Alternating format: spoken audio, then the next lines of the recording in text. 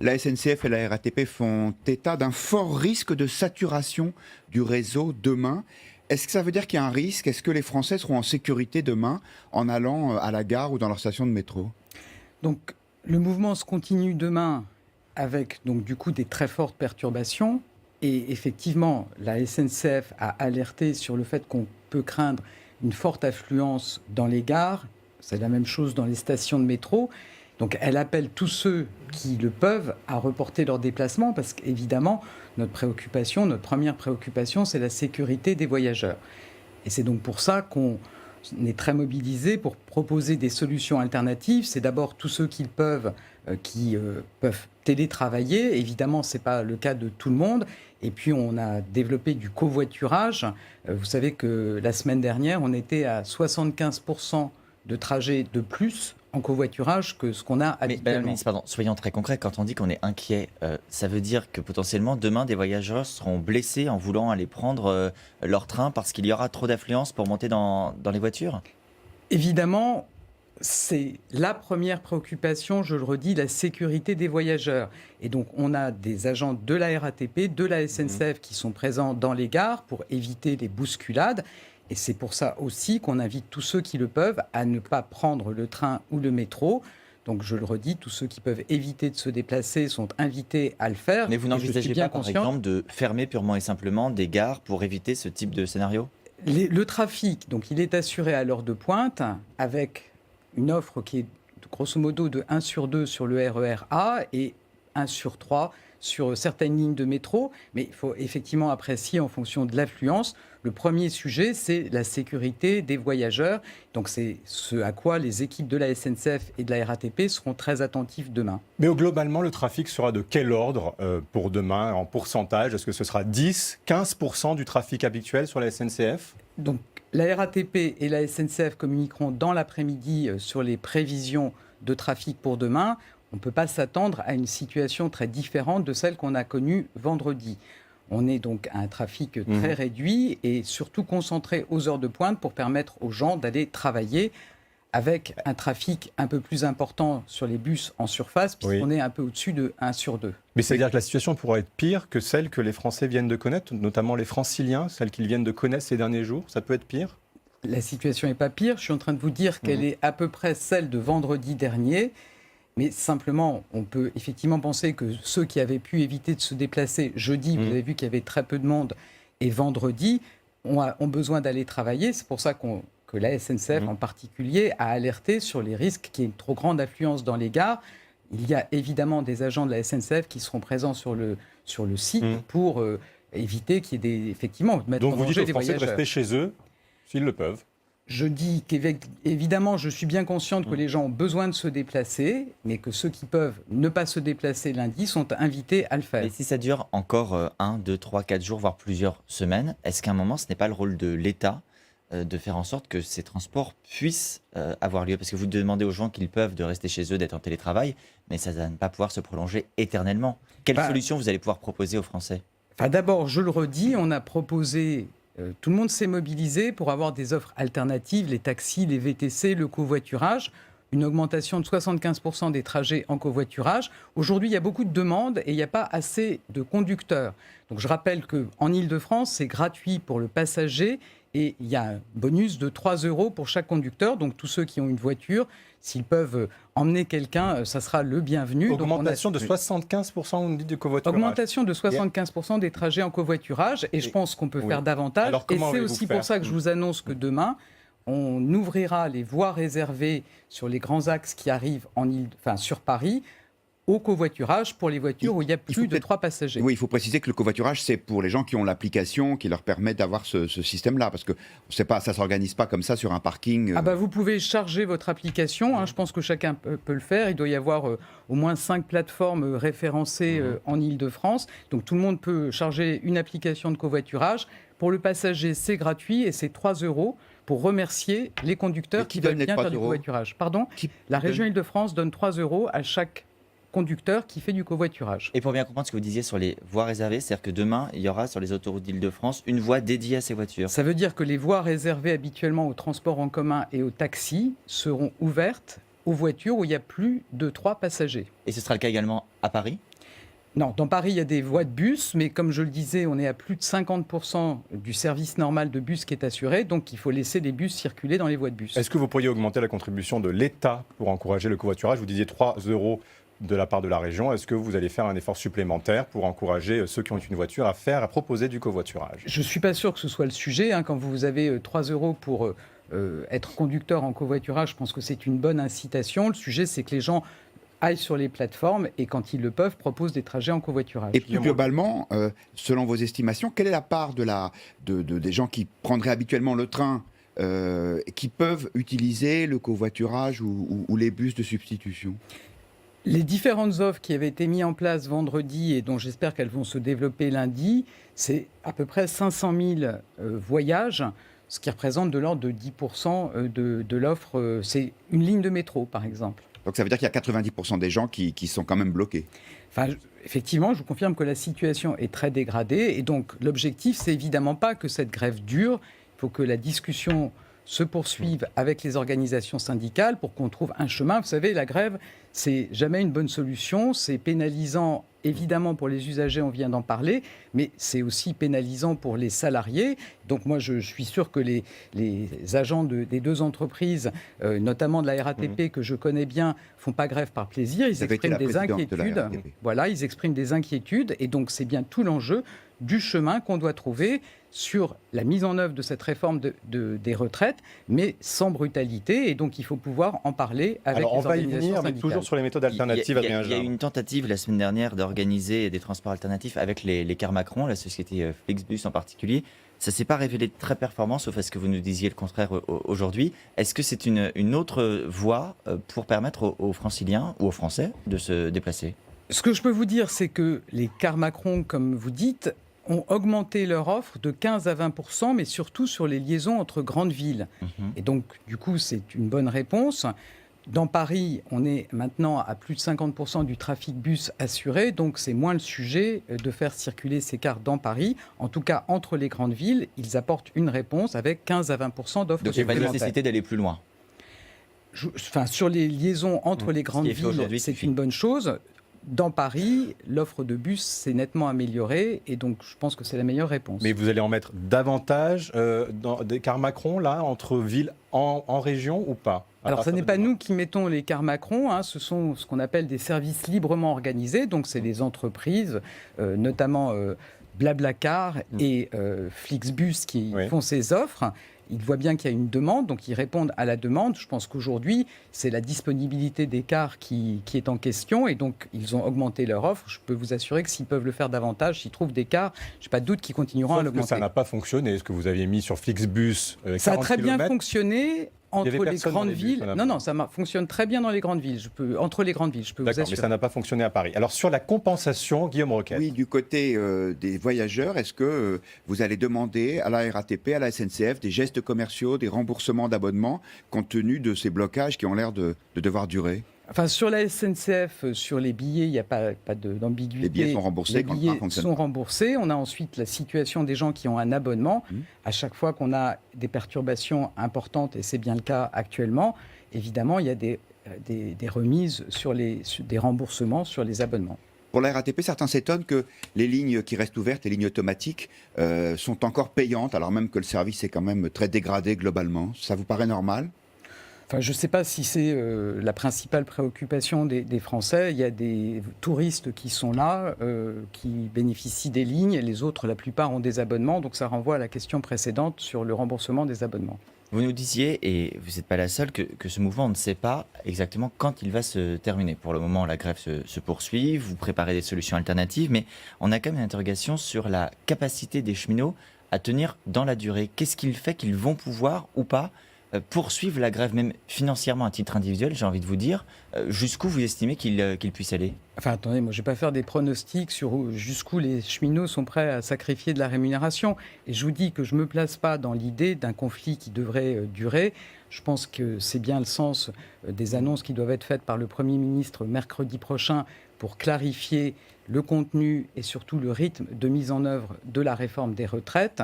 Et je vous dis, je pense qu'il est important, et c'est bien ce que font les présidents des 2 entreprises, de continuer les discussions avec les syndicats pour qu'on puisse rassurer les salariés sur la façon dont cette réforme Mais va vous se nous mettre dites en qu'il n'y aura œuvre. pas de paiement des jours de grève. Ah non, mais ça, il n'y a jamais de paiement des jours de grève.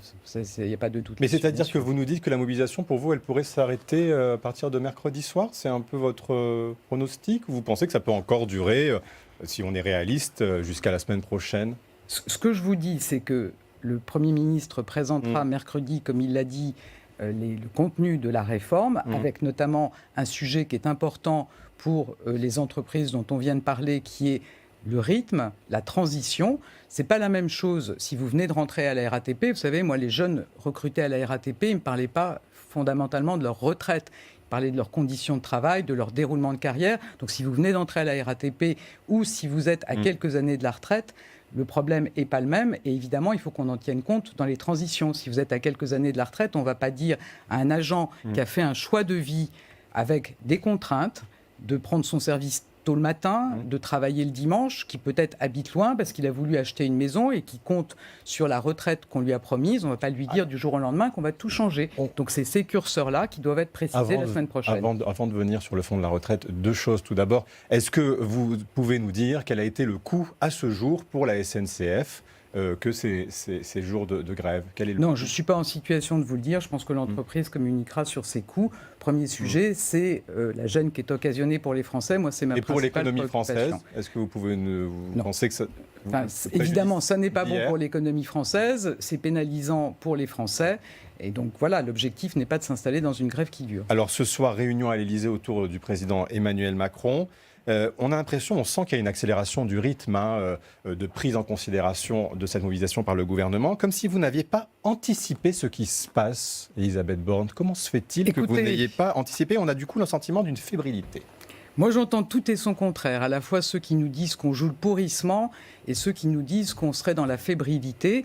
Ce que je peux vous dire, c'est qu'on avait annoncé un calendrier de concertation. Je pense que personne n'aurait compris qu'on interrompe prématurément ces concertations. Elles se sont terminées la semaine dernière. Jean-Paul Delevoye présentera avec Agnès Buzyn la synthèse de ces consultations. Et donc, dans la foulée, et je pense que c'est une bonne chose de ne pas attendre davantage, puisque beaucoup de Français attendent aujourd'hui d'avoir des précisions sur la réforme. Dans la foulée, je pense que c'est le Mais bon les rythme. arbitrages sont rendus, là, maintenant que les consultations sont terminées. Est-ce que le gouvernement sait ce qu'il veut faire et va faire? Il le sera mercredi. Mais vous n'auriez pas pu avancer ça d'une semaine quand même pour éviter tout ce foutoir on savait depuis longtemps qu'il allait y avoir un mouvement qui commençait le 5 décembre. Pourquoi ne pas avoir fait les annonces le 4 ? Et tout le monde savait depuis longtemps quel était le calendrier des concertations. Donc on peut regretter qu'on ait un mouvement qui se déclenche avant même qu'on ait présenté le contenu de la réforme. Vous savez, on a souvent des mouvements de grève quand on dépose un projet de loi, ou au moins quand on a donné le contenu de la réforme. Donc le gouvernement avait annoncé un calendrier de concertation. Il a fait le choix d'aller jusqu'au bout, et je pense que c'est un bon choix. Et il fait le choix d'annoncer dans la foulée le contenu de la réforme, et je pense aussi que c'est un bon choix. Vous venez de dire quelque chose d'important. Vous dites que le gouvernement saura mercredi ce qu'il veut faire et va faire, puisque c'est effectivement le jour des annonces du Premier ministre. Est-ce que ça veut dire qu'en fonction de la mobilisation de mardi, vous ajusterez le curseur et les réponses apportées par l'exécutif ? Je vous dis que le gouvernement est en train de préciser le contenu et les modalités de la réforme. C'est le sens des dernières discussions qui sont en cours. C'est pas en fonction d'un baromètre de mobilisation qu'on va changer le contenu de la réforme. On l'a dit, on l'a redit, et je peux vous le redire. On est déterminé à mener à bien cette réforme parce que elle est indispensable, parce que beaucoup de Français aujourd'hui doutent du fait d'avoir une retraite demain. J'imagine que vous avez des jeunes autour de vous qui vous disent qu'ils ne croient pas qu'ils auront une retraite. Donc redonner de la confiance dans un système de retraite, bâtir le système de retraite pour les prochaines décennies, c'est important. C'est quand même pas anodin pour ceux qui sont allés à manifester. C'est-à-dire, peu importe en fait la mobilisation qu'il y aura dans la rue, vous semblez ne pas vouloir en tenir compte. Vous dites, on a un projet, c'est celui qu'on présentera. Non, je ne vous ai pas dit ça. Je vous ai dit qu'on a souhaité aller au bout de la concertation. C'est ce qu'on a fait. il y a des propositions des organisations syndicales, vous savez, tout ça, enfin, ni vous ni moi, on est spécialistes des retraites, mais je peux vous assurer que, ceux qui sont dans ces discussions, il y a beaucoup de sujets, des propositions qui ont été faites par les organisations syndicales, et donc c'est à ces questions, à ces propositions que le Premier ministre répondra mercredi. Mais si vous avez tant concerté, comment ça se fait que vous n'avez pas réussi à embarquer avec vous la CFDT, qui est quand même un syndicat réformiste, qui sur le fond n'est pas du tout hostile à l'idée d'une retraite à points? Comment est-ce qu'on est arrivé dans cette situation aujourd'hui? Écoutez, je ne sais pas ce qui vous permet de dire qu'on n'a pas embarqué la CFDT. Je pense que la CFDT soutient... Le fait d'avoir écouté Laurent Berger, peut-être? La CFDT soutient la réforme telle qu'elle est proposée, un système de retraite qui assure la solidarité entre tous les Français, et non pas, comme c'était le cas jusqu'à présent, par entreprise, par métier, alors qu'on voit bien que ce système par entreprise, par métier, il atteint ses limites, et un système de retraite par points. Je pense que c'est quelque chose auquel la CFDT est très attachée et porte depuis longtemps. Mais elle ne veut pas Et du reste, la CFDT modification n'a pas paramétrique. appelé à la grève et n'a pas appelé aux manifestations. Mais elle ne veut pas de réforme, de révision paramétrique. Est-ce que vous pouvez assurer aujourd'hui, Laurent Berger, qu'il n'y aura pas d'allongement de la durée de cotisation, que vous avez entendu son message? Donc c'est un autre sujet. Je pense qu'on est globalement d'accord avec la CFDT sur les principes de cette réforme qui doit refonder un système de retraite pour les prochaines années. Ensuite, il y a un point qui est aussi important, qui est de dire qu'on met en place un système qui doit être équilibré et équilibré dans la durée. Les Français ne comprendraient pas qu'on leur dise on vous promet un beau système de retraite et il est déséquilibré.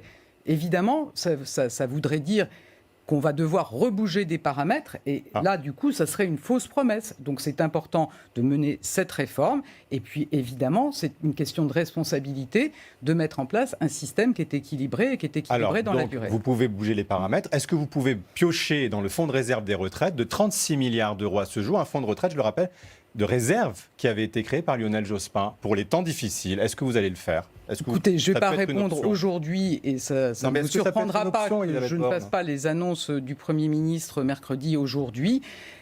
Quand le Conseil d'orientation des retraites nous dit qu'il y a un déséquilibre, c'est un déséquilibre année après année, et donc ce n'est pas simplement, vous voyez, un palliatif qu'on pourrait aller trouver. Il faut s'assurer qu'on construit un système qui est équilibré dans la durée. Donc ça sera une réforme systémique et paramétrique. Guillaume Roquette. Oui, je reviens au conflit. Vous nous avez dit, nous tiendrons bon sur le principe de cette réforme avec l'installation d'une retraite à points.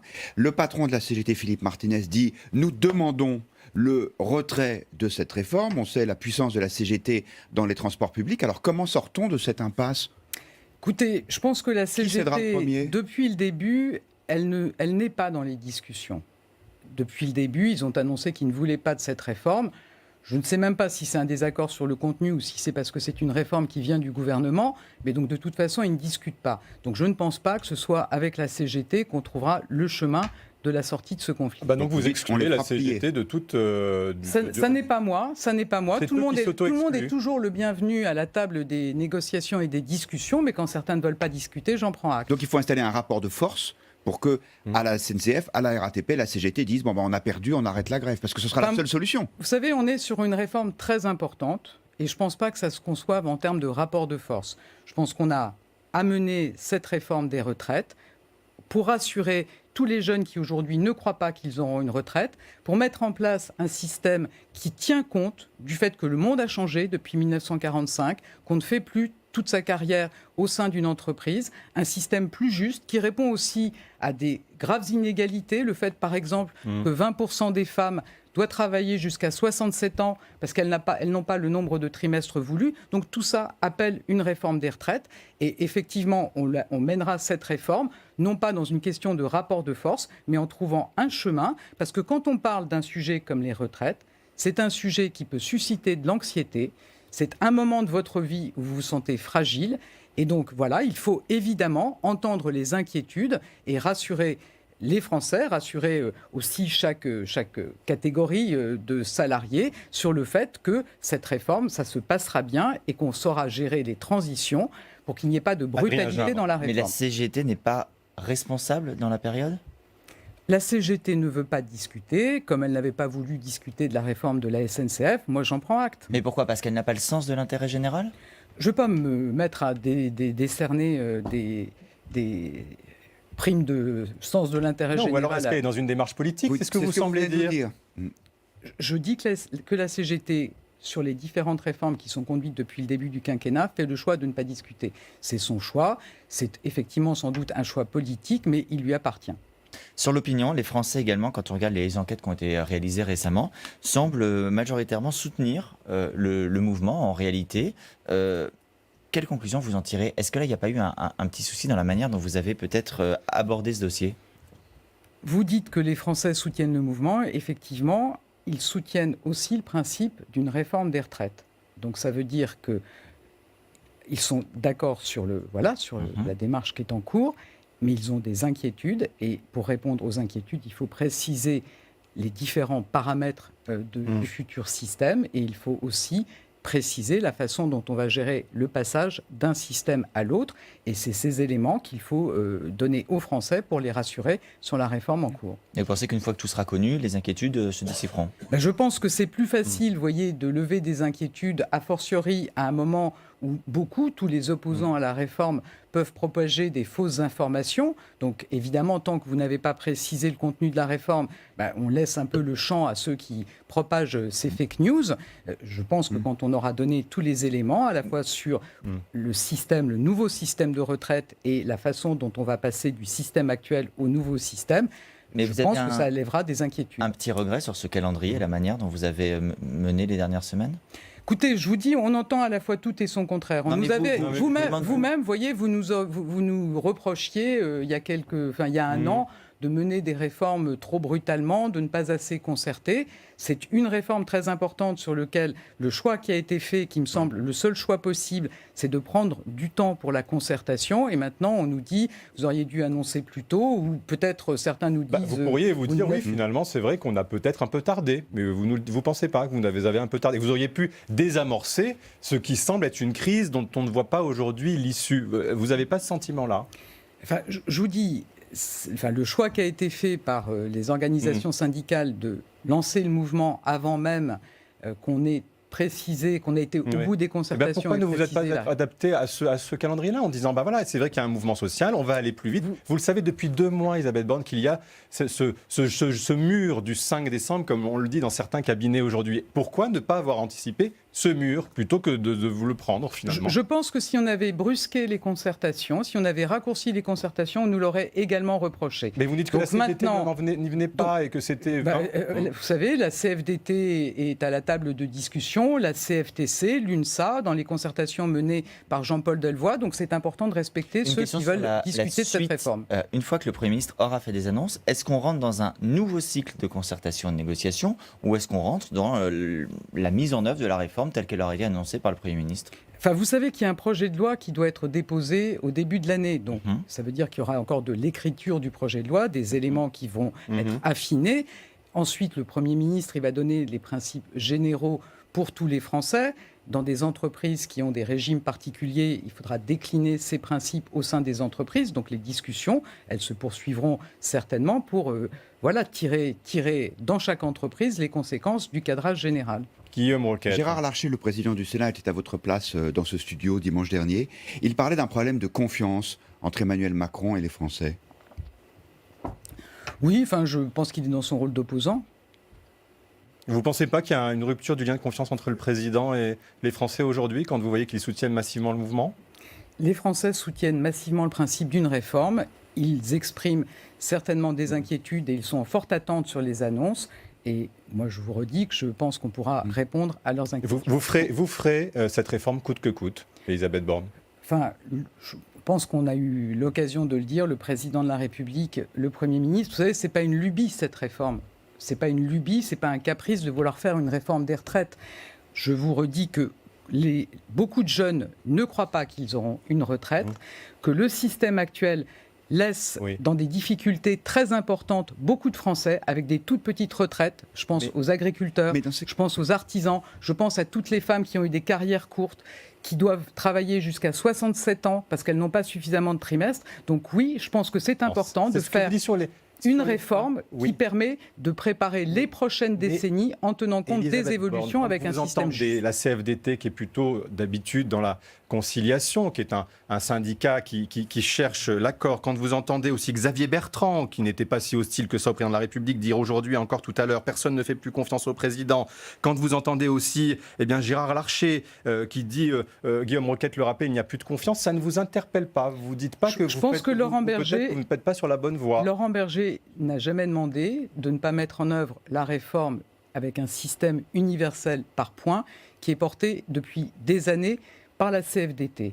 S'agissant de Xavier Il vous Bertrand, soutient j'ai plus. lu son interview. Je dois dire que je trouve que c'est assez obscur parce que quelque part, on a l'impression que pour lui, le réformisme, ça veut dire de la brutalité, ce qui est à peu près le contraire de ce qu'il nous disait il y a un an. Et Ségolène Royal, dont vous avez été la principale collaboratrice et qui dit c'est un projet embrouillé, provocateur et injuste. Bon, on va donner de la clarté et je peux vous assurer que c'est un projet qui donne beaucoup plus de justice et qui permettra en plus à chaque Français, ce qui n'est pas le cas aujourd'hui, de savoir au fur et à mesure quelle sera sa retraite. Vous savez, il y a beaucoup de Français qui ont des métiers différents successivement. Je peux vous assurer aujourd'hui que quand, par exemple, vous avez démarré dans le privé, continué dans une entreprise publique et puis qu'éventuellement vous vous installez en libéral, si vous pouvez me dire combien vous allez gagner au moment de votre retraite, bravo. Je pense que beaucoup de Français ne le savent pas et que c'est au contraire un système qui donnera beaucoup de clarté et plus Donc de justice. vous allez donner de la clarté, ça veut dire qu'il n'y en a pas tant que ça jusque-là, si on vous entend bien, dans de le la part du système gouvernement. futur par rapport au Oui, système mais vous dites actuel. aussi plus de clarté. Alors vous avez aussi dans vos fonctions les transports et donc la sécurité routière, c'est l'objet de la question en plus.